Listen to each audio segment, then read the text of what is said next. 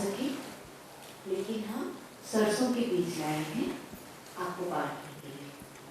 Not only children will receive a few mustard seeds, but adults also are invited to receive a few mustard seeds. And after the retreat, you go home and practice planting these seeds in a small pot.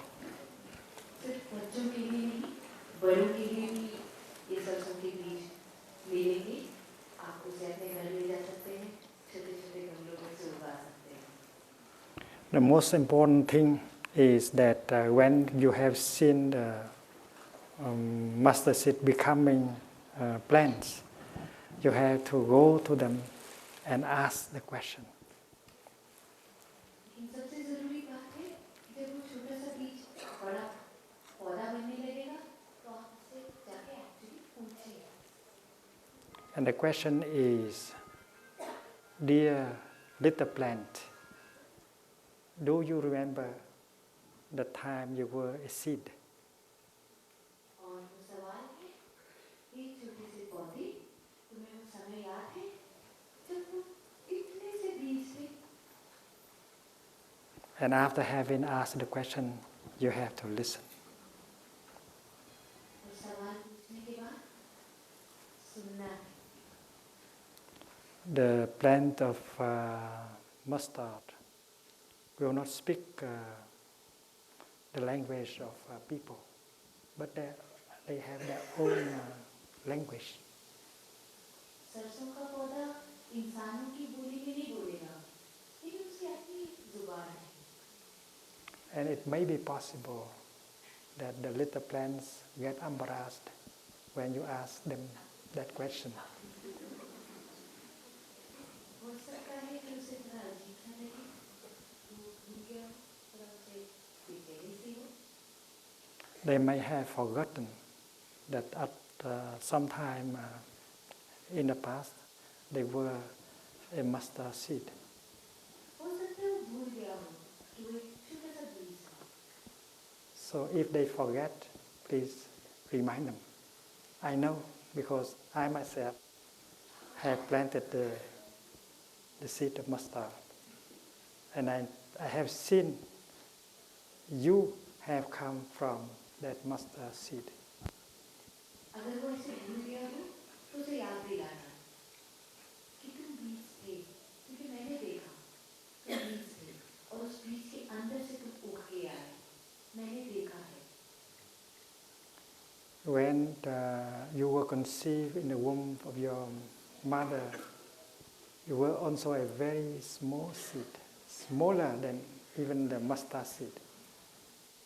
जब आप अपनी mummy के पेट में जगे थे, तब आप उस सरसों के बीज से भी छोटे थे, बहुत छोटे.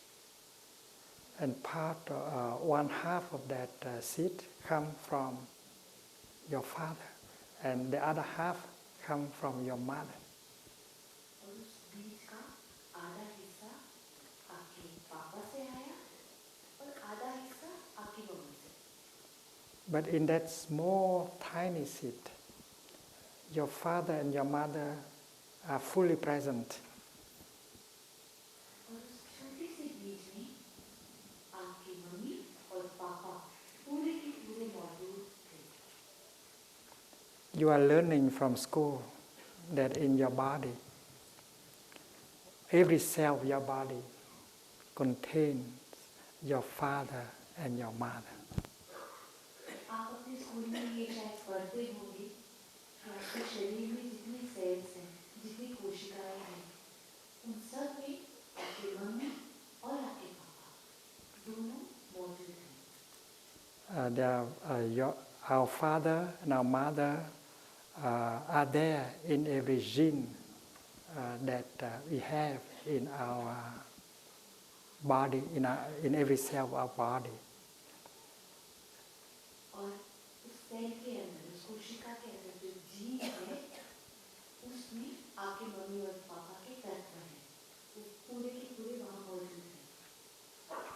And one day you may like to go to your father and say, Daddy, I know that you are in me.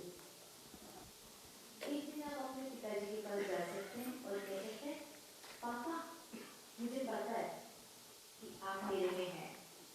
You are not only out there, you are in here. आप सिर्फ वहाँ नहीं हो, आप तो यहाँ पे भी हो। And I want you to be comfortable inside of me. और मैं चाहता हूँ कि आप मेरे अंदर आराम से रहो, comfortably रहो। I want that father and son, father and daughter are happy in me. और मैं चाहती हूँ कि मम्मी, पापा, बेटा या बेटी, हम सब यहाँ पे खुश रहें। And I promise that I will keep you and father in me peaceful, happy, and I promise not to get angry at you in me. और मैं ये वादा करती हूँ, मैं कोशिश करूँगी और ध्यान रखूँगी कि आप जो मेरे अंदर हैं, वो खुश हैं, स्वस्थ हैं, आराम से हैं, और मैं आपके ऊपर गुस्सा नहीं करूँगी। आप जो मेरे अंदर हैं, उसके ऊपर कभी गुस्सा नहीं करूँगी। I know that my father in me is related to my father out there, outside of me. और मैं जानती हूँ कि जो पिताजी जो मेरे अंदर हैं, वो पिताजी जो मेरे बाहर हैं, उनसे जुड़े हुए हैं। If I am angry, if I get angry at my father in me, I am also angry at my father outside of me. अगर मैं अपने अंदर जो पिताजी हैं, उनसे नाराज होती हूँ, उनसे गुस्सा करती हूँ, तो मेरे बाहर जो पिताजी हैं, उनसे भी गुस्सा होता है। And if I get angry at my father outside of me, I get angry at my father inside of me. और अगर मैं अपने पिताजी जो बाहर हैं, उनसे गुस्सा करती हूँ, तो मेरे अंदर भी पिताजी पे भी गुस्सा होता है।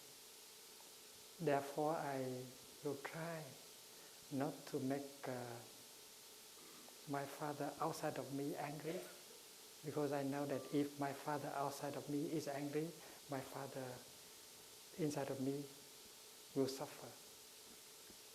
तो मैं कोशिश करूँगी कि मैं बाहर जो पिताजी हैं, वो कभी गुस्सा ना करें, नाराज ना हो, क्योंकि अगर वो नाराज होते हैं, तो पिताजी जो मेरे अंदर हैं, वो भी परेशान होंगे।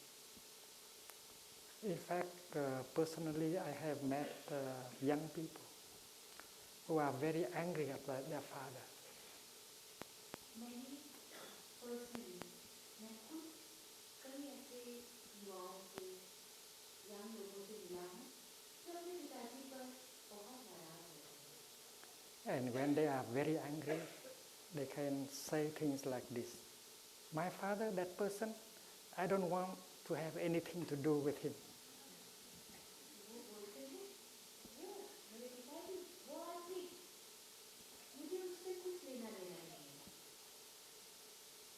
How can it be possible? Because your father is always in you. You cannot take your father out of you. ये कैसे हो सकता है भला? आपके पिताजी तो आपके अंदर हैं, आपके अंदर पूरी तरह है आपके पिताजी। So to say that I don't want to have anything to do with him is nonsense. ये कहना कि मेरे को उनसे कोई वास्ता नहीं, ये तो बिल्कुल गलत बात है, ऐसा तो हो ही नहीं सकता। So the only way is to try to reconcile with your father, inside and outside. एक ही तरीका है कि आपके अंदर जो पिताजी हैं, उन्हें देखिए, बाहर तो नहीं, अंदर जो है उन्हें।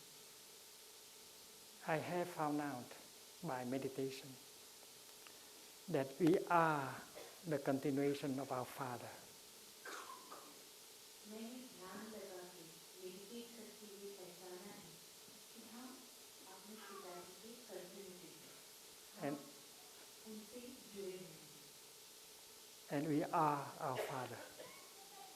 और ये कि हम अपने पिताजी हैं। And if we look deeply, we can see us in our father and our father in us.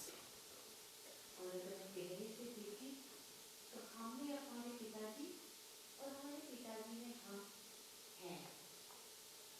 we have come from our Father, exactly like the plant of mustard has come from the mustard seed. हम वैसे ही अपने पिताजी से आए हैं, जैसे वो सरसों का पौधा सरसों की बीज से आया है. And we may need someone to remind us of this fact. और हमें हो सकता है किसी और की जरूरत पड़े ये बात याद दिलाने के लिए कि हम उनसे आए हैं. And then one day we go to our mother and tell our mother the same thing. और एक दिन हम अपनी माँ के पास जाएंगे, तो यही बात करेंगे. Mommy, I know that you are not only there outside of me, but you are in me, in every cell of my body.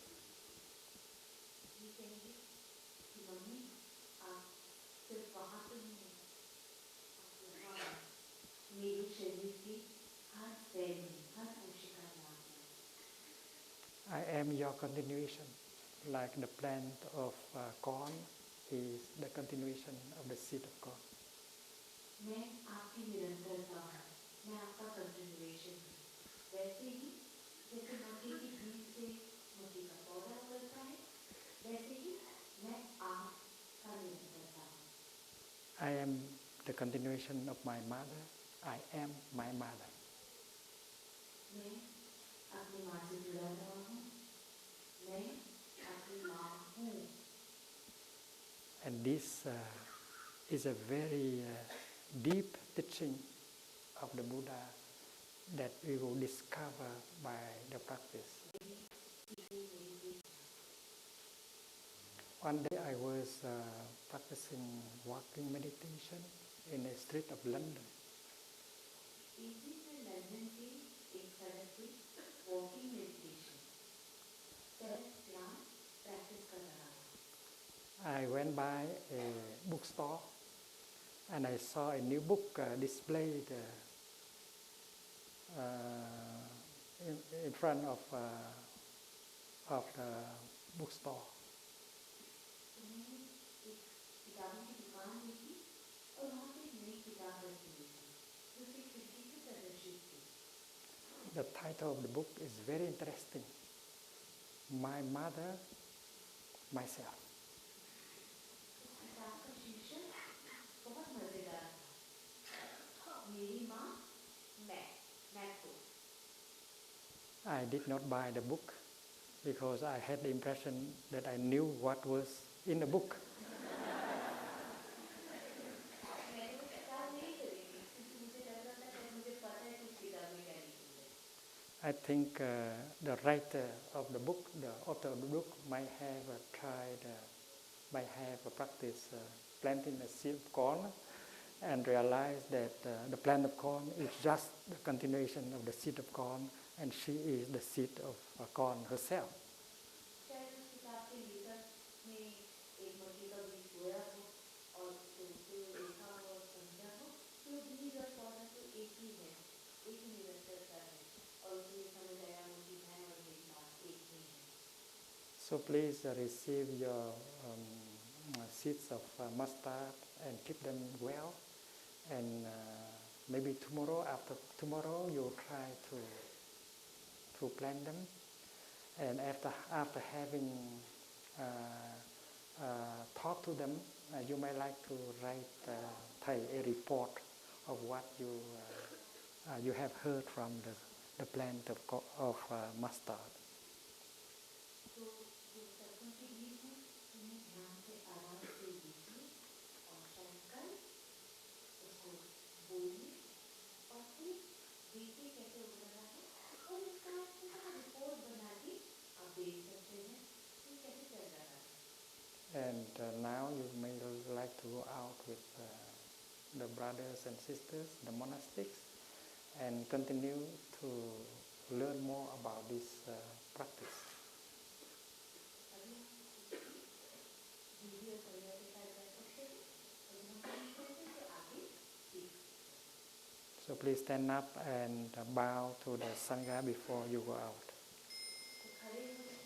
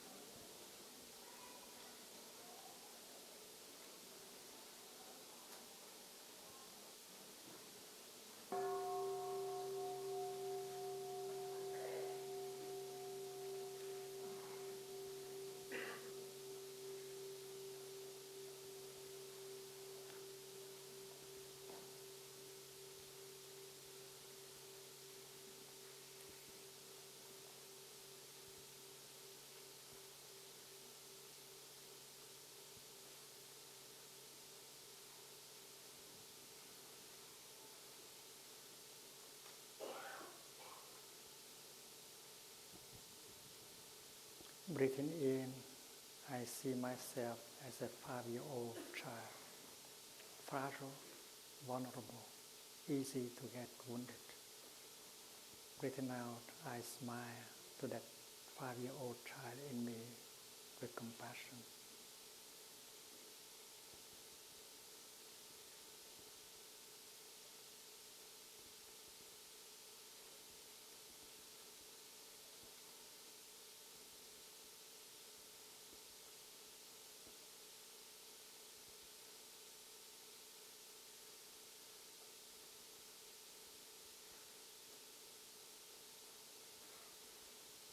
As a 5-year-old child, I was very fragile,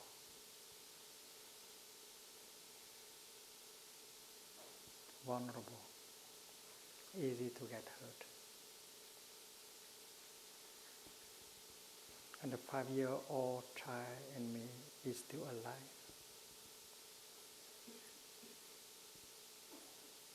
I have been so busy. I did not have the time to go back, to take him, to take her tenderly in my arms, to talk to the child within, so that the child within will have a chance to heal.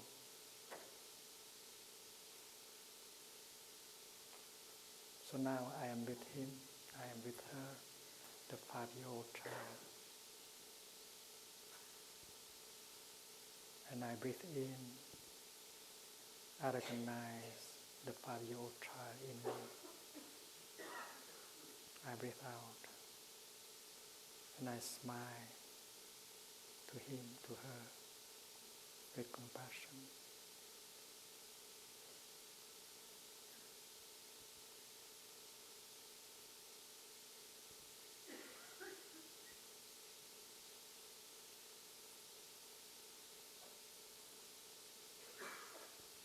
And I feel that the 5-year-old boy, the 5-year-old girl in me begins to heal.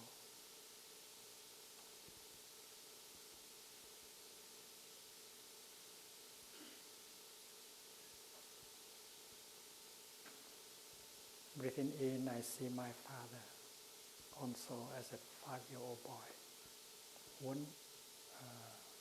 vulnerable, fragile, easy to get wounded. Breathing out, I smile to that 5-year-old boy that had been my father with compassion.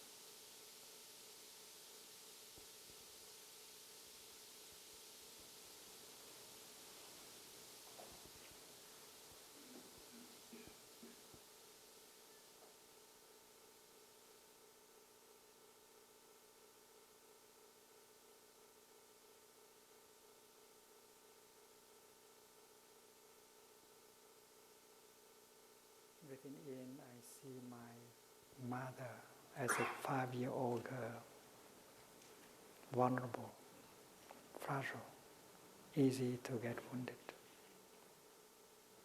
Breathing out, I smile to the 5-year-old girl who had been my mother with compassion.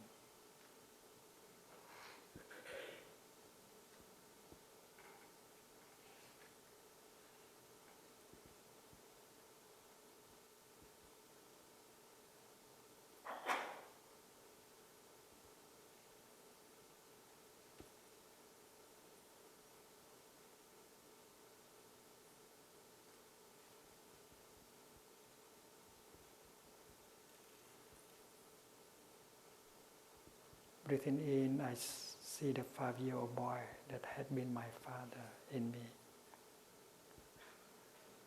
begin to heal.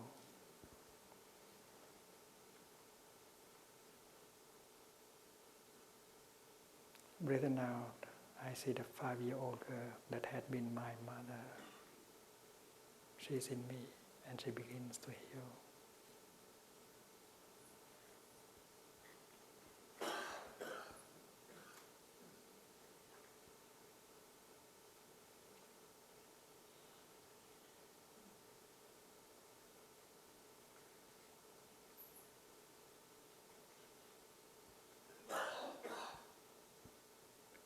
Dear friends, one day I invited my mother to walk, to practice walking meditation, to enjoy every in-breath, every out-breath, every step. I knew that my mother did not have a lot of chance to do that when she was alive.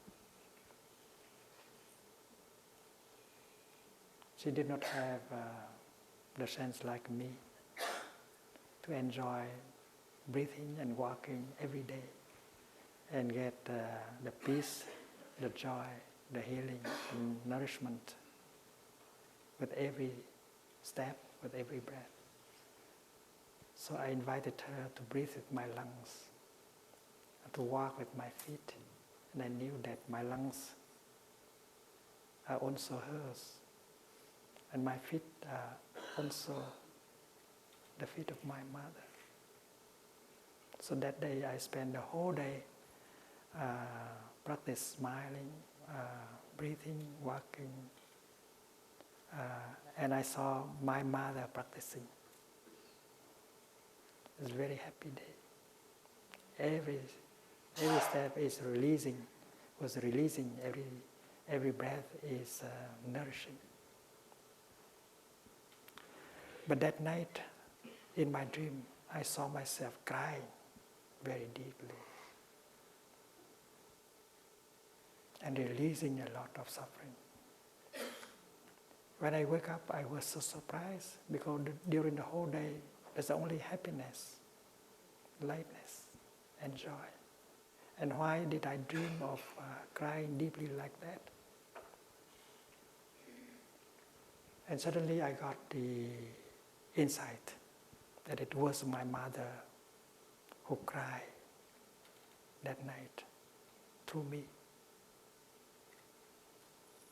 Because the day before, she had been practicing releasing, and that night she was able to cry through me. So when I saw that, I smiled, I said, "Mommy, I have cried for you."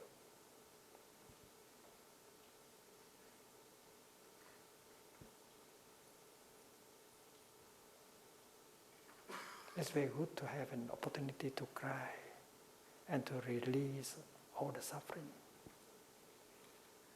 Our suffering is not only our suffering, but the suffering of our father, the suffering of our mother, the suffering of our ancestors that have been transmitted to us.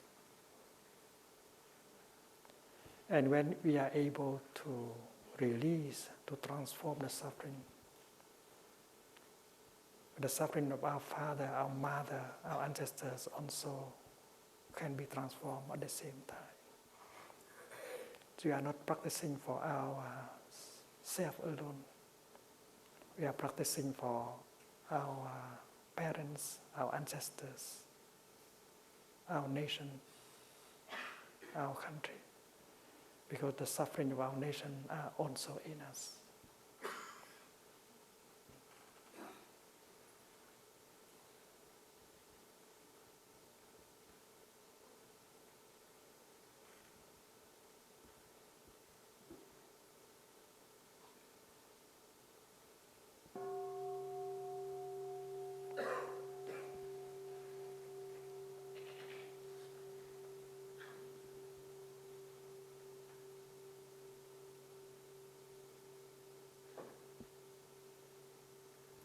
The fruit of our practice will be transferred to our ancestors.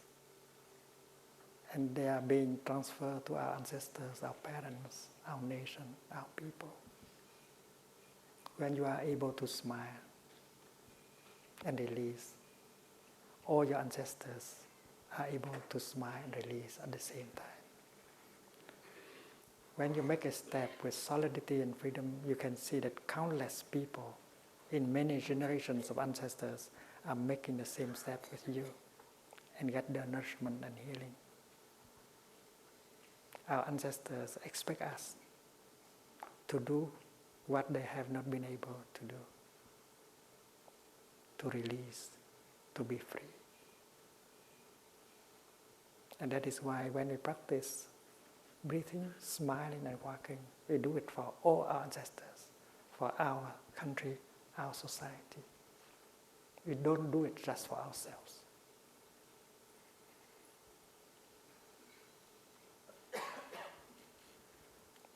And the fruit of your practice will be transmitted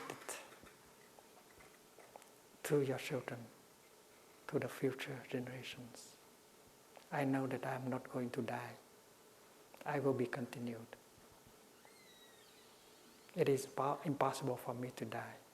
I will continue. I will be there for a long time. In my students, in my children, in the children of my children, in society, in my friends. I have transmitted my peace, my joy, my transformation to my disciples, to my students, to my friends, and they will continue me in the world. So do not think that this body is me. I am much more than this body. And if you look around, you can see me a little bit everywhere, including inside of you. When you look at a cloud in the sky, you see that even if the cloud is impermanent, it changes forms and color all the time, but a cloud can never die. To die means from something you become nothing. A cloud cannot become a nothing. A cloud can become snow or rain or ice or water vapor, but a cloud cannot become nothing. And the scientists agree with us. From nothing, you can never become, from something, you can never become nothing. Our idea of death is from someone, you suddenly become no one. And that is impossible.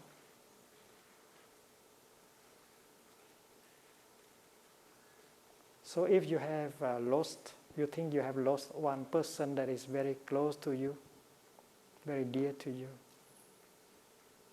try to see that that person is still there somehow. She has not become no one. She's still there in her new manifestation. When you don't see your beloved cloud in the sky anymore, you may cry, "Oh, my beloved cloud, where are you now?" But your cloud now may be in her new form, the rain. The rain is falling happily, and the rain is calling on you, "Darling, darling, I'm still here. Don't you see me?" So you have to recognize your cloud in her new manifestation, the rain. And when you drink your tea mindfully, with concentration, you may see that your cloud is in your cup, and you are having very deep contact, real contact with your beloved cloud. So our idea that to die means from someone you become no one, that is wrong. That is impossible. If you look very deeply, you see that your beloved one is still there, and you can talk to her, you can talk to him in her new form.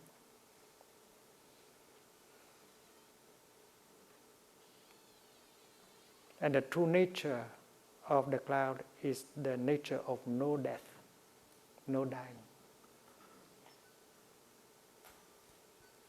The nature of your beloved one is also the nature of no dying. How can a cloud die? How can a person die? She continues. He continues. And you have to practice looking deeply in order to get in touch with that person again. To be born, birth, we have a notion of what birth is. We think that to be born is from no one, we suddenly become someone. You were no one at all, and suddenly you become someone. And you give him and her a birth certificate. I certify that this person, before her manifestation, she was nothing. He did not exist.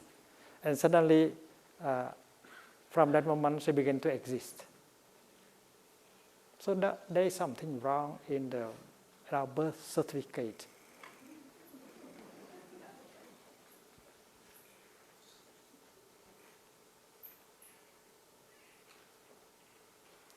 The day they deliver you in the hospital, that's not your birthday. Because before that you have existed already in the womb of your mother. You have been in the womb of your mother at least 8, 9 months. So that day is not from the day of your birth. You have not come from nothing. You have come from something.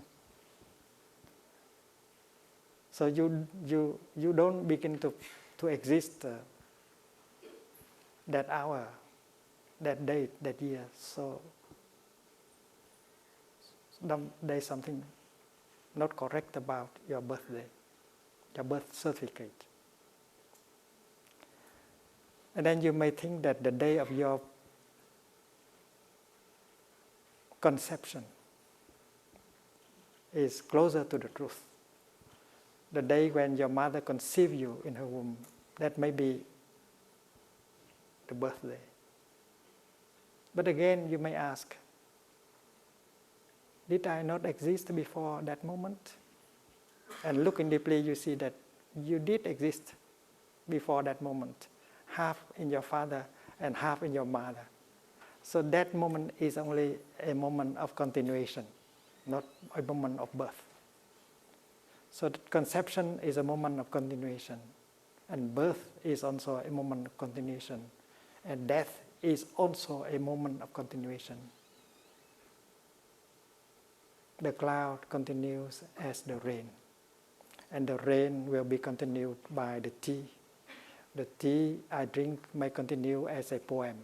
After having drunk my tea, I can have the inspiration in order to write a poem. And a cloud can take the form of a poem.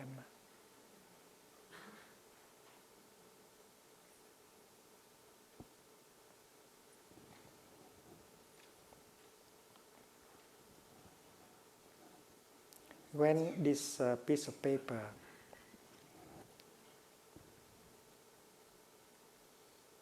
manifests itself, I know that in his former life, she had been a tree. When I touch the piece of paper, I touch the tree.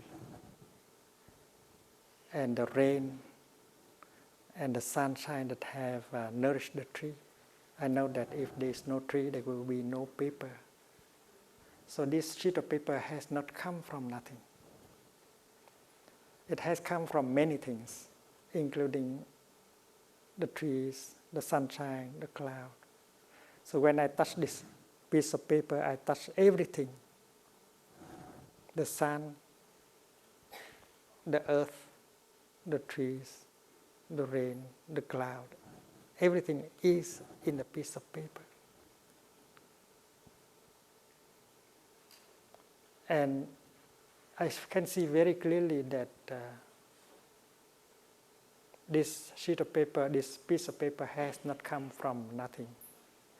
So the moment when the sheet of paper takes this form, this is only a moment of continuation, not a beginning, not birth. So the nature of this sheet of paper is the true nature of no birth and no death. And the true nature of your beloved one is also the nature of no birth and no death.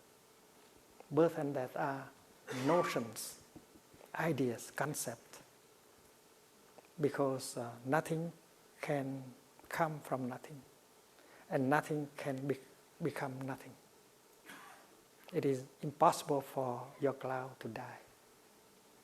And before your cloud is seen by you, she had already existed in the form of water vapor, and the heat of the sun. In her former life, your cloud had been the water in the ocean and the heat generated by the sun. So that is not a beginning, that is a continuation. So next time when you celebrate the birthday of your partner, instead of singing happy birthday to you, you can sing happy continuation day to you.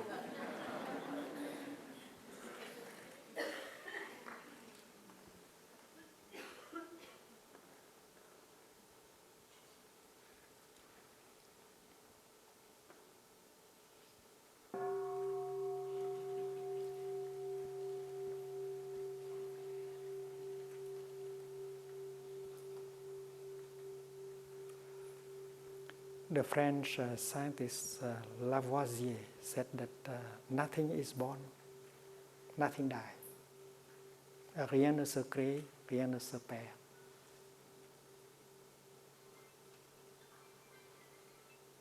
He was not a Buddhist, but by looking deeply, he found the same thing. In the Heart Sutra that we chanted this morning, there is no birth, there is no death. Birth and death are first of all our notion, our ideas. If it is impossible for a cloud to die, it is impossible for me to die also. I will never die. I will be continued in many forms. There is a continuation. There is no end, no beginning.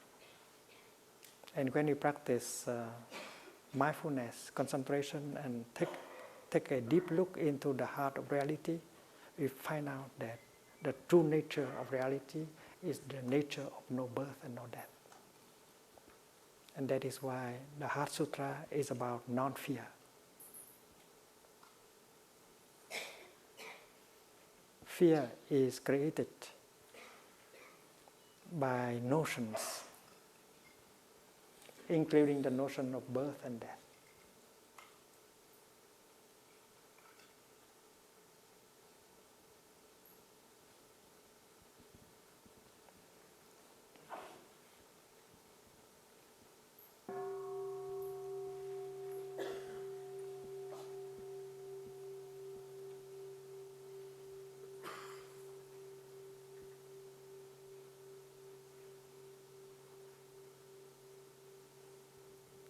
There is also that notion of being and non-being. And these notions can create a lot of suffering also. There is a German Swiss theologian who did describe God as the ground of being. The ground of being. And I would like to ask him, if God is the ground of being, who will be the ground of non-being?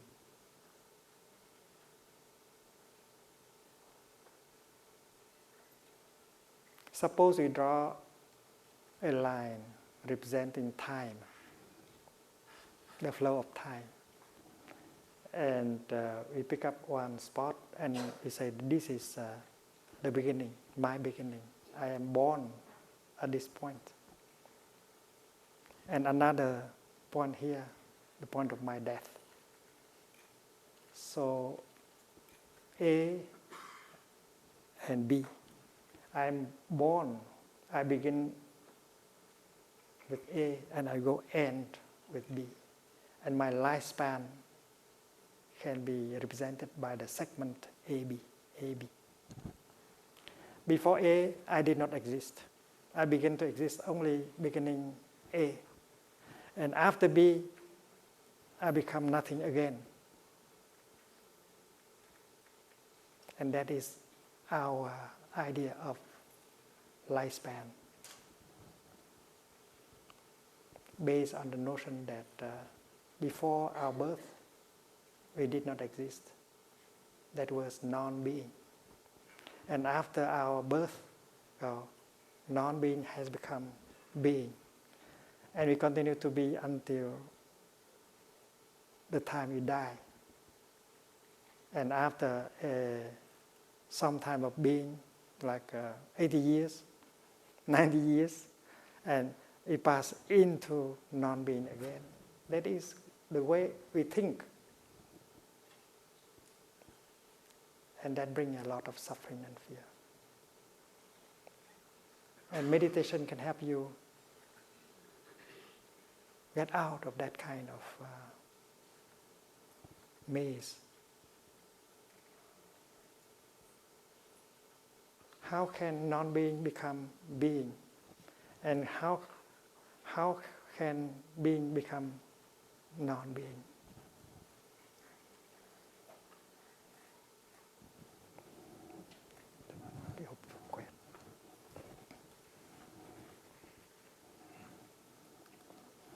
Let us do a meditation together.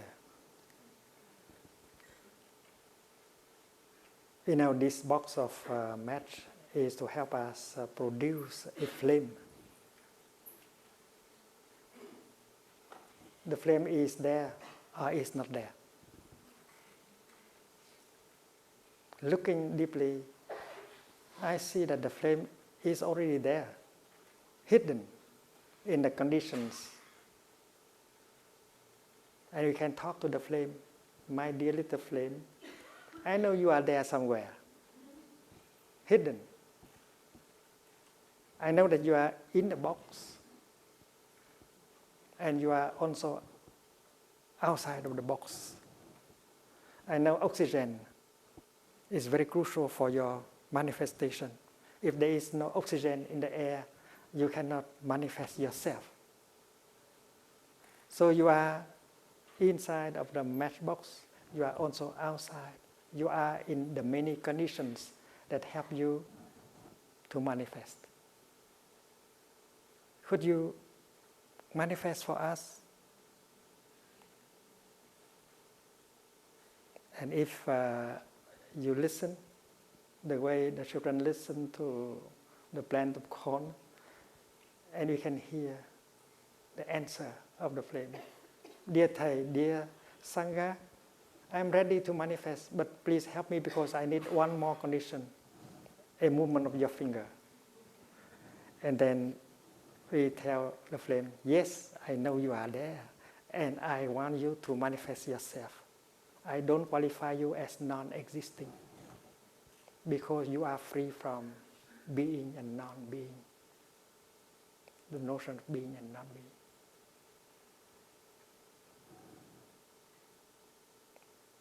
Flame, dear flame, please manifest. And then the flame manifests itself.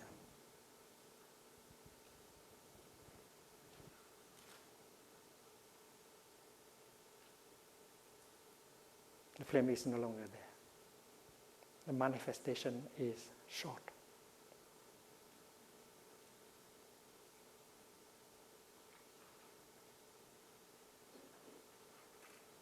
You might like to ask, my dear little flame, where have you come from?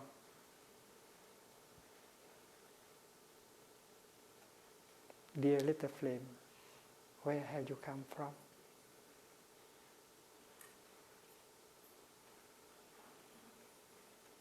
If you are in love, you might like to ask your beloved one that question. Darling, where have you become? Where have you come from? You are a marvel. You are a wonder. And I want to know where have you come from. So ask the flame the same question. And if you listen, you will hear something like this. Dear Thầy, dear Sangha, I have come from nowhere. I have not come from the south, not from the north, not from the west, not from the east. When conditions come together sufficiently, I manifest. My nature is nature of no coming, non-local. In terms of modern physics,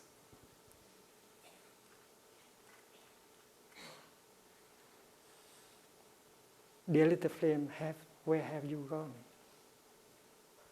I miss you. I suffer.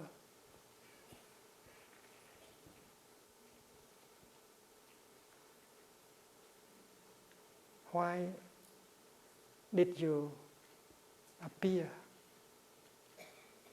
and then you disappear? I suffer. Please tell me, where are you now? Where have you gone?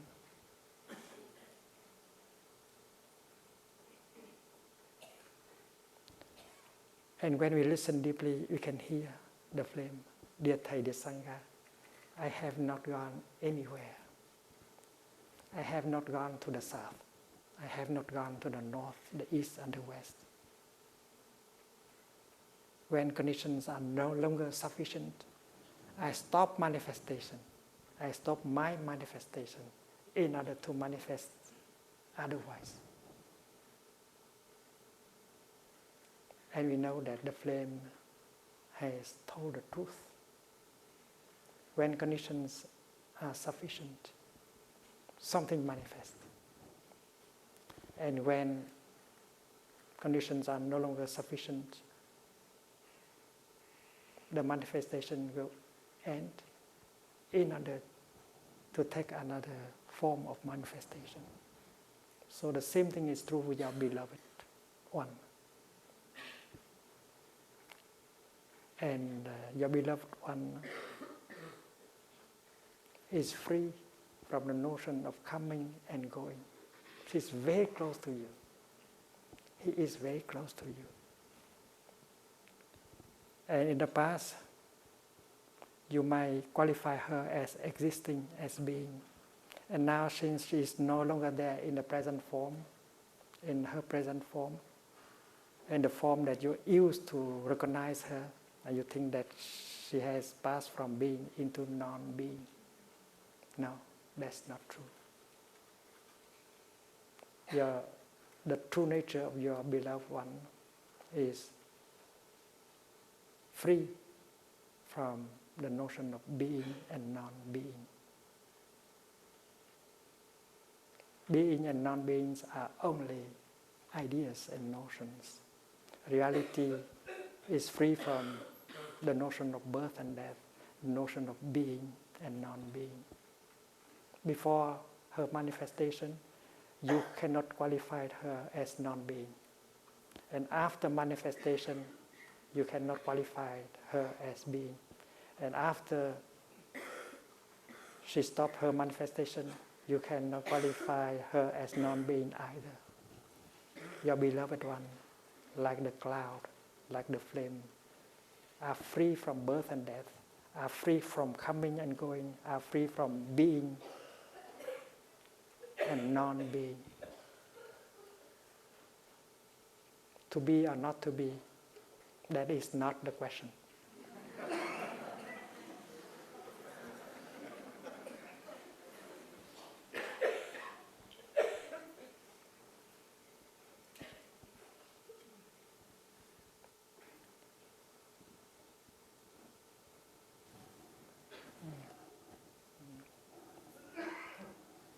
Let us continue with our meditation. Invite the flame to manifest again.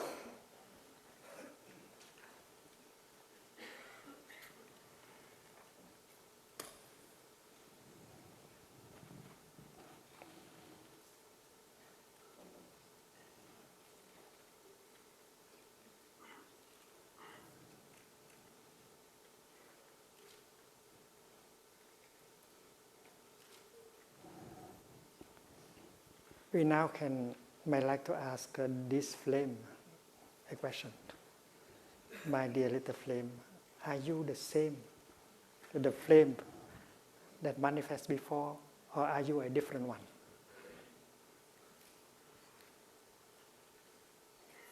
Please listen and receive the answer by the flame. Are you the same with the flame that manifested before, or are you a totally different flame?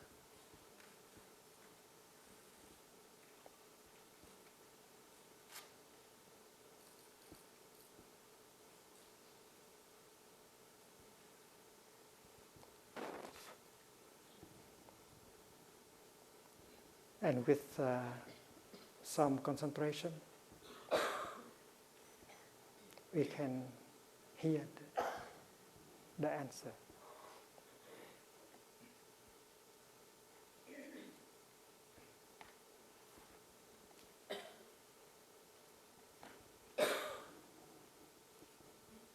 Dear Thầy, dear Sangha, I am neither the same flame, the same with the other flame. I am not a different, totally different flame either.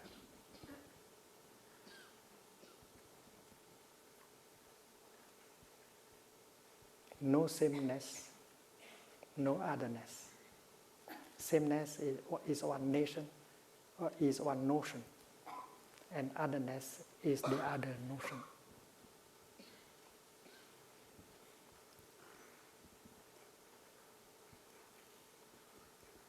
Suppose we look, we open the family album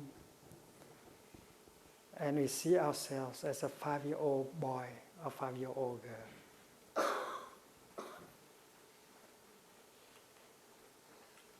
We look at ourselves as a 5-year-old child and ask the question whether you are the same person with the 5-year-old boy or girl, or you are a totally different person.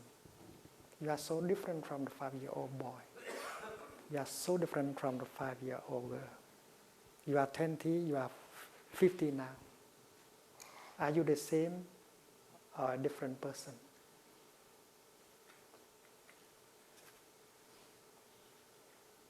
Then the answer will be, you are neither the same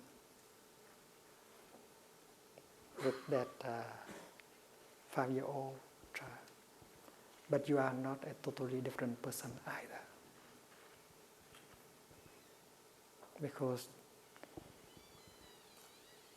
in the 5 elements, form, feelings, perceptions, mental formations, and consciousness, you have changed so much. You are not the same person. But you are not another person either. And that is the answer given by the flame. Dear Thầy, dear Sangha, I am not exactly the same flame that manifested before, but I am not entirely different flame either. And if we understand that, we can earn the insight. And that insight can be described as no sameness, no otherness.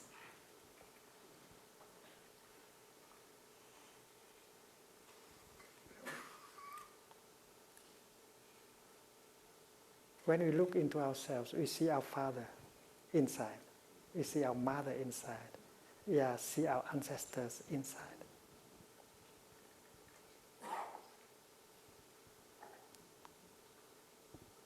We know that we are the continuation of our father, of our mother, of our ancestors. Wherever we go, they go with us because they are inside us. And we are their continuation.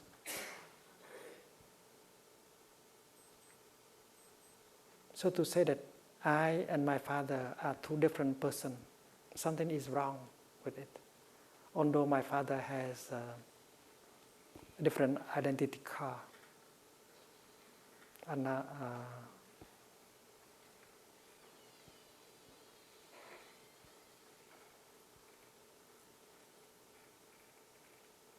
And in the teaching of the Buddha, we learn that there is no separate self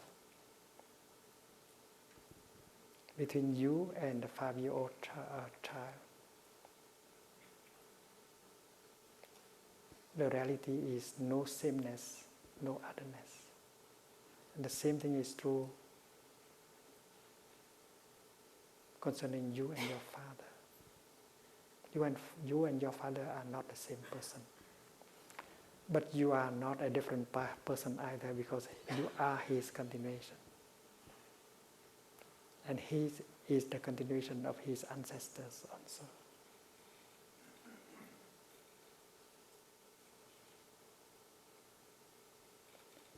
If we look into ourselves deeply, we see that we are made of non-us elements. We are made of father, mother, ancestors, culture, education, food, air, water, earth. And if we send back all these non-us elements, there will be no us left. Suppose we hold a flower.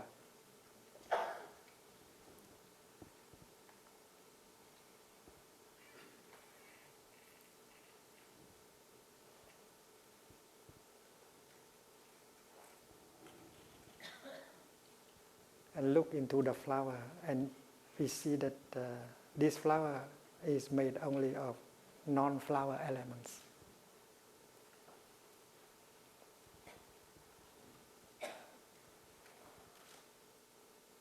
We can see the sunshine, we can touch the sunshine, because we know that without sunshine, no flower can grow. We can touch a cloud in here.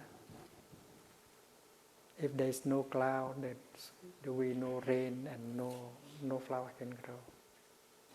We can touch the earth, the minerals. We can touch the farmer, the gardener.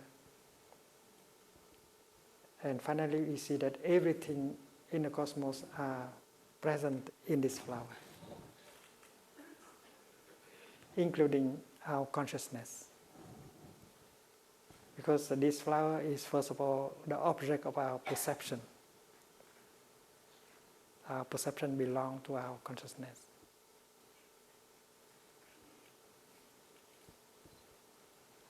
What is the true nature of the flower outside of my consciousness? I don't know. But there is one thing I'm sure of, is that this flower, as it appears, is the object of my consciousness. It's the object of my perception. So my perception is in it, and the flower is in my perception. No inside, no outside. The most difficult obstacle for scientists of our time to overcome is the double grasping about subject and object. There is a consciousness in here, and there is the world out there, that discrimination about subject and object. And that is the most obstinate and difficult obstacle for scientists to overcome.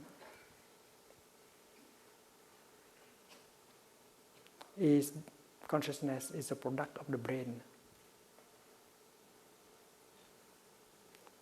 Has our consciousness come from the brain?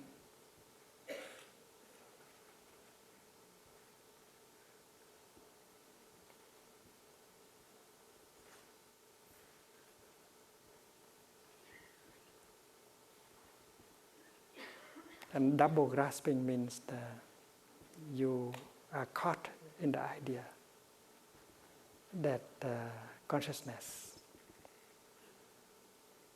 is something that exists independently from the object of consciousness. There is consciousness that can perceive this flower, and there is a flower that can stay outside of consciousness. There is the in here consciousness, and there is out there the flower.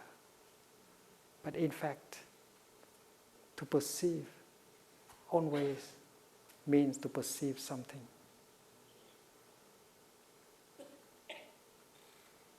An object of perception and subject of perception manifest together at the same time.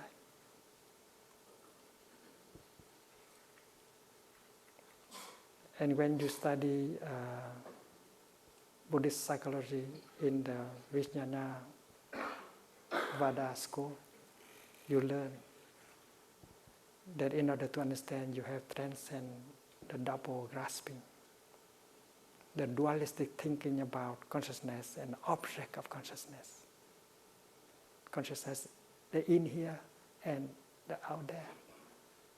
And I think scientists of our time will learn a lot from this insight. No outside, no inside. Outside and inside are notions. So to practice meditation means to have the time to get in touch with reality and to look deeply into the heart of reality.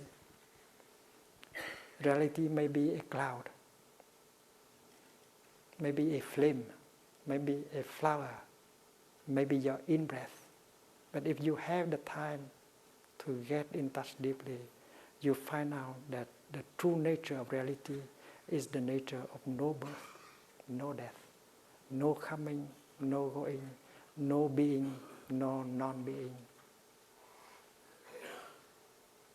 no sameness, no otherness, no inside, no outside.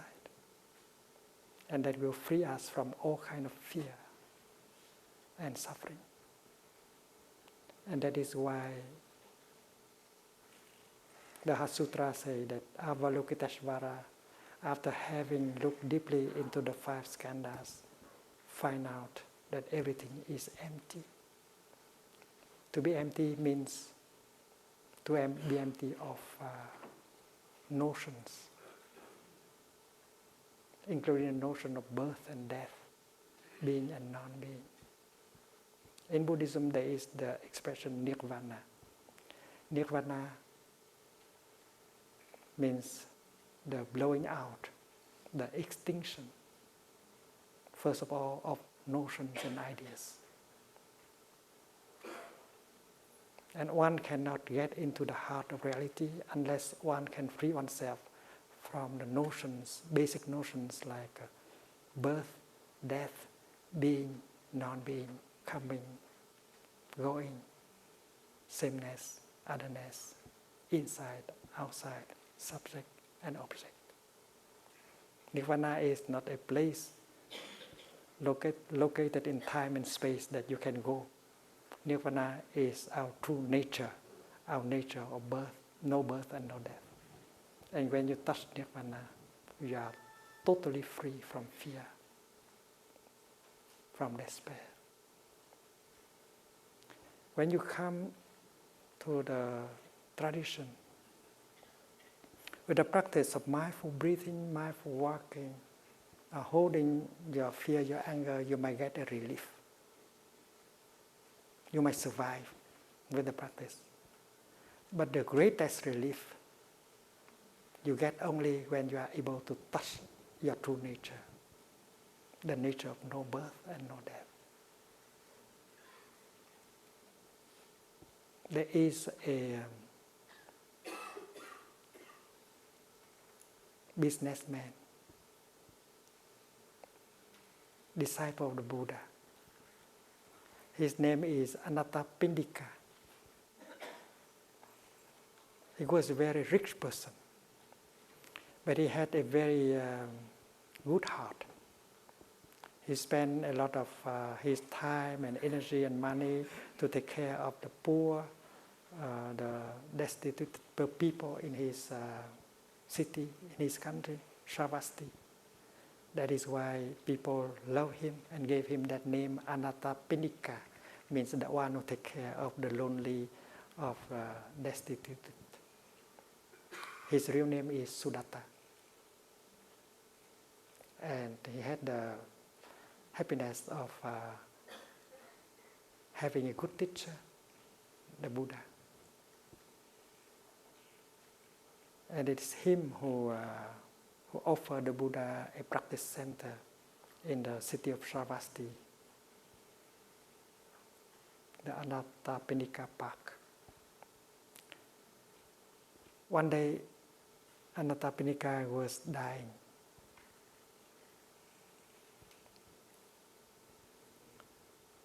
The Buddha came and visited him, and after that asked his beloved disciples, Shariputra and Ananda, to take care of him and to help him die peacefully.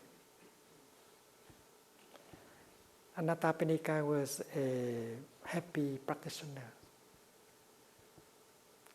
He came to the Dharma talk given by the Buddha every fortnight with his family. His family is a happy family. There was one time he lost all his money, bankruptcy, but he did not suffer. A business is like that. Sometimes you succeed, and sometimes you find that you lose everything. He did not suffer with bankruptcy because he had so many good friends that love him and trust him. And that is why they came and helped him restore his business. And one day he came with 500 businessmen to visit the Buddha. And the Buddha gave them a teaching called living happily in the present moment, Drista Dharma Sukha Vihara. Because the Buddha knew that businessmen, they think too much about the success in the future. They are not very capable of living happily in the present moment. And that discourse given to the 500 businessmen, the Buddha used the expression living happily in the present moment 5 times.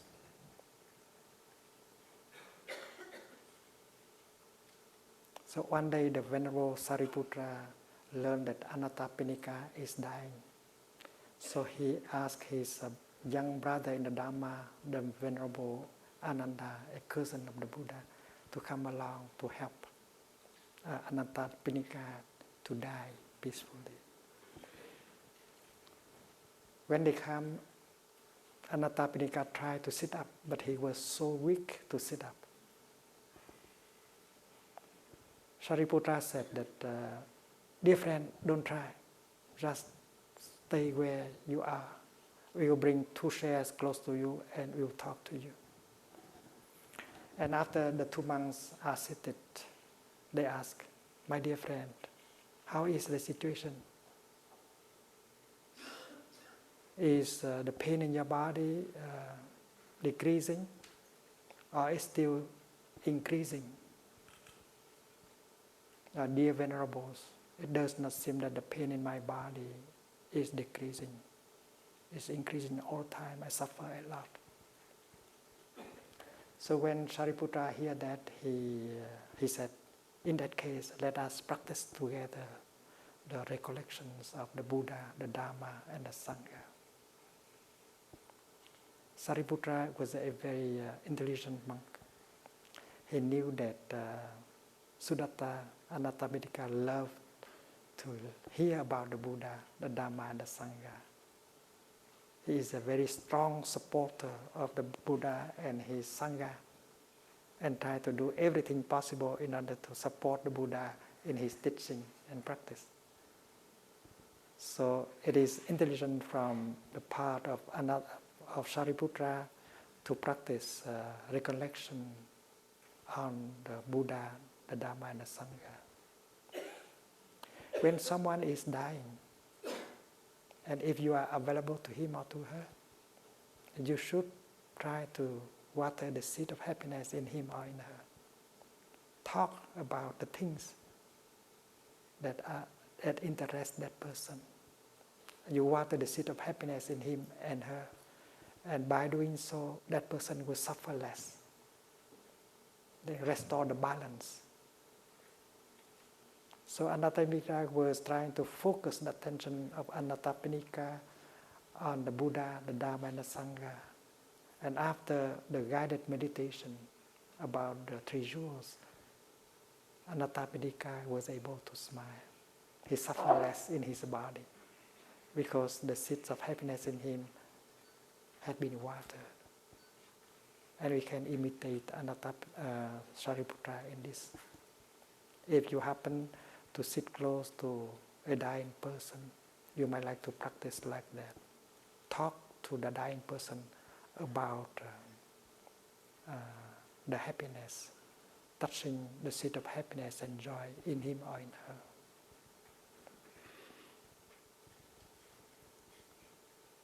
And after having practiced the three recollections, Shariputra continued with the guided meditation. Dear friend, let us practice together. Breathing in, I realize I'm aware of the element water in me. Breathing out, I smile to the element water in me. Breathing in, I'm aware of the element heat in me.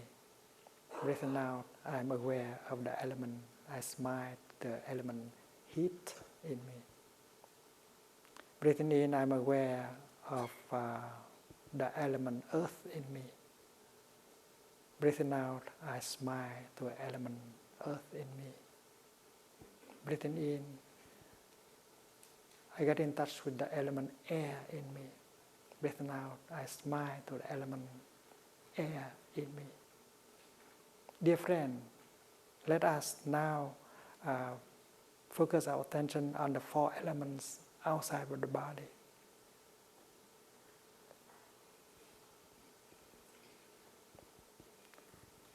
Breathing in, I know that this body is not me. I am much larger than this body.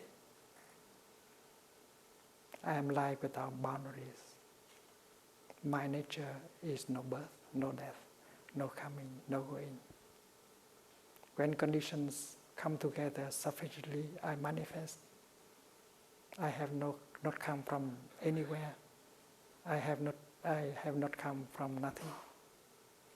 When conditions are no longer sufficient, this manifestation as my body will cease in order to manifest. Otherwise, I am not caught in this body, this manifestation. I am free. I am free from birth, from death, from being, from non-being. And when the meditation came to that point, the Venerable Ananda noticed that Anattapinika was crying. A tears ran down his cheeks. Ananda asked, dear friend, why are you crying? Do you still regret something? Or you didn't succeed, you don't succeed in your meditation? Anattapinika smiled, a weak smile, and said, no, Venerable Ananda, I do not regret anything. And I practice very successfully the guided meditation given to me by the Venerable Shariputra. Why are you crying then? I cry, Venerable Ananda, because I have served the Buddha and his Sangha during more than 35 years, and yet I have never received such a beautiful teaching, a wonderful teaching that can free me like this.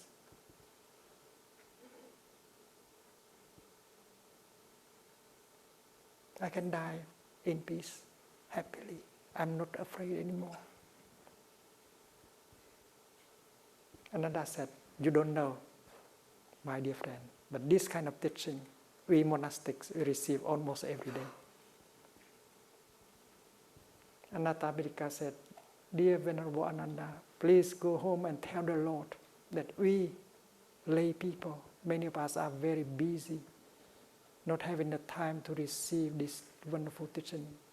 And yet, there are those of us who have the time, who are capable of receiving this teaching. So please ask the Lord to dispense this teaching also to us lay people." And that was the last request made by Anathapindika. Ananda's promised that he will go home and tell the Buddha. And after that, Anathapindika dies peacefully with a smile on his lips. This story is recorded in a sutra called The Teaching Giving to the Dying. It is available in the Plum Village Chanting book. If you are a doctor, if you are a nurse, if you are a psychotherapist who need to accompany a dying person, it may be very helpful that you study this sutra and practice. If you are free from fear, if you have touched the nature of no birth, no death, your presence close to the person who is dying will be very helpful. And you can very well help that person to restore the balance and not to suffer so much of the physical pain. And after that, you can help him or her to die peacefully with the insight of no birth and no death. Dear friends, we only have had 4 days for the retreat, 5 days for the retreats. If only we have a 21-day retreat, we can go much deeper, and our happiness could be larger. But I feel very fortunate that we have had this chance to spend 5 days together. And I hope that we have watered many good seeds in every one of us. And I wish all of you happy continuation in the practice. And bring joy and happiness to people who are close to us. And to help people to suffer less with the practice of the Dharma.